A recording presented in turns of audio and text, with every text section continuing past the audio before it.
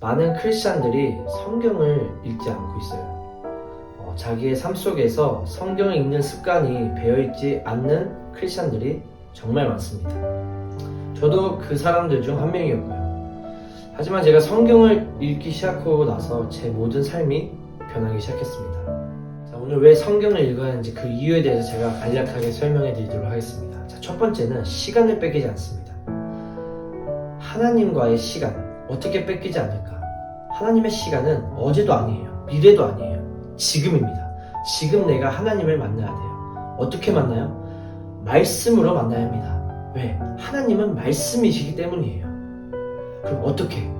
그렇죠. 성경을 읽어야 돼요. 성경을 읽을 때 내가 그 말씀과 소통하는 겁니다. 그렇다면 그 성경을 읽는 시간만큼은 정말 거룩하다는 뜻이죠. 시간을 뺏기지 않아요. 자, 두 번째, 나를 발견합니다. 여러분, 세상에서도 나를 발견하는 수만 가지 방법이 있어요. 하지만 세상과 성경은 반대입니다. 세상은 나를 발견할수록 나를 높여줍니다. 그러나 성경은 나를 발견할수록 내가 죄인임을 깨닫고 내가 죽어야 함을 깨닫는 거예요. 이게 세상과 성경의 차이예요. 그렇기 때문에 성경을 읽음으로 나를 발견하고 내가 더 죽고 내가 더욱더 겸손해져야 함을 깨닫게 되는 것입니다. 세 번째, 호흡을 하는 거예요. 자, 우리가 지금도 숨을 쉬고 있죠. 살아있다는 증거입니다. 근데 사람들이 대부분 영적인 숨을 무시합니다. 우리가 영적인 숨을, 즉 영적으로 내가 살아있다는 증거라는 것은 바로 성경을 읽는 거예요. 왜?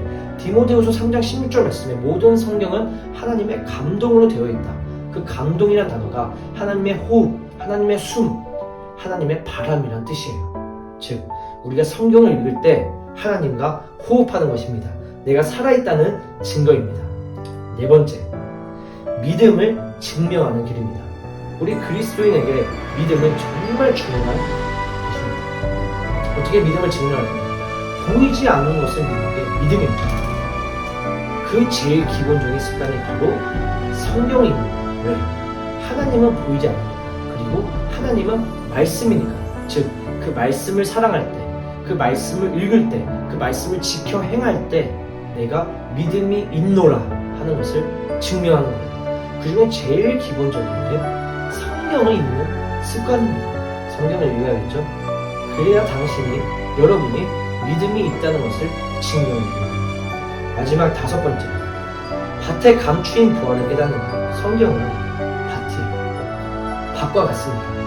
그러면 그 안에 감추인 부활을 깨달아야 됩니다.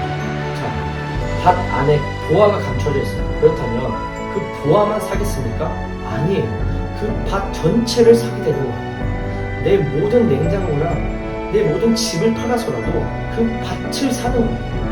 그래야 그 안에 보화를 깨닫기 때문입니다. 그 안에 보화를 발견해내기 때문입니다. 여러분, 성경이란 밭 안에 예수라는 단어가 있습니다. 우리가 예수를 깨닫기 위해서는 그 성경이란 밭 전체를 사야 하는 거예요. 어떻게 삽니까? 매일마다 성경을 읽으면 되는 것입니다. 내 모든 삶의 습관 안에서 성경을 읽어내는 순간 그 보화라는 예수를 깨닫게 되는 것입니다. 이것이 바로 성경을 왜 읽어야 하는지 5가지 이유에 대해서 제가 설명해 드렸습니다. 여러분, 성경을 읽는 것이 내가 그리스도인임을 증명하는 것입니다. 당신은 그리스도인입니까? 그렇다면 지금부터라도 성경을 읽으십시오. 말씀을 포기하지 마십시오. 감사합니다.